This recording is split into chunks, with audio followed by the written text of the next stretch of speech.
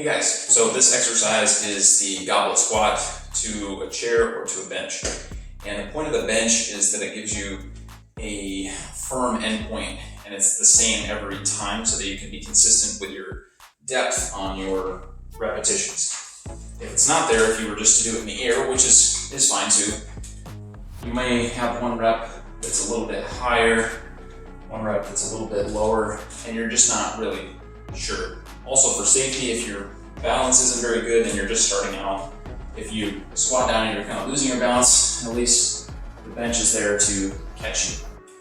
And when you're holding onto your weight, notice I'm keeping my elbows forward and not letting them come back. It's the same issue as when we did our seated good morning, if you've seen that video.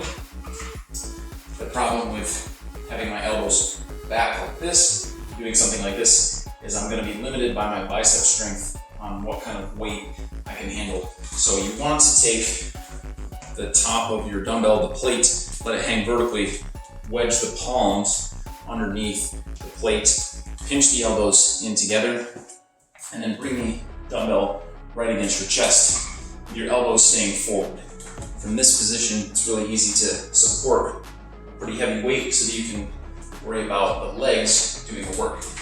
When you set up, you want to be close enough to your bench where you don't have to reach too far back, but you don't want your legs right against it either. About 8 inches or so away from the box, the bench, whatever you're using. And then as you sit down, you're pushing your hips back like you're going to sit in a chair, because you are. Another reason this helps is that it visually gives you a target. So I'm pushing my hips back, which helps promote that proper squat form, driving up through the heels and making sure I keep my knees apart. So I'm going to turn towards you guys. If your knees are coming in together, that's not what we want, because it's going to put more stress on the knees. So we drive the knees apart to engage the right muscles in the hips and protect the knees, just like that. When you come up, keep your chest up so we're not rounding our back. Lead with the chest up, keeping those elbows forward.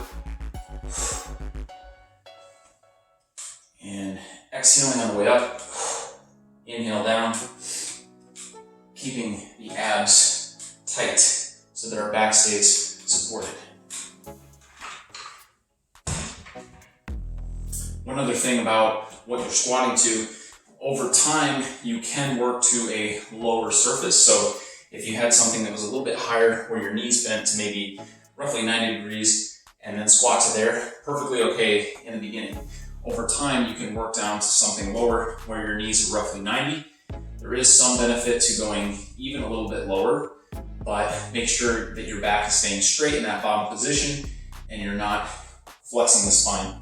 That's okay as a flexibility or a mobility exercise, but when you're talking about strength training with the weights, keeping that neutral spine is going to be a little bit safer.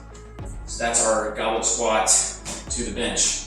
Hope you guys enjoyed the video, and I'll see you next time. Hi guys, thanks for checking out the video.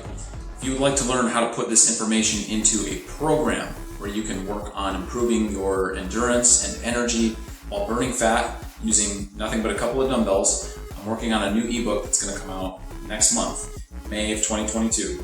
And if you go to my website, everythingbutthegym.com, it'll be there in the shop.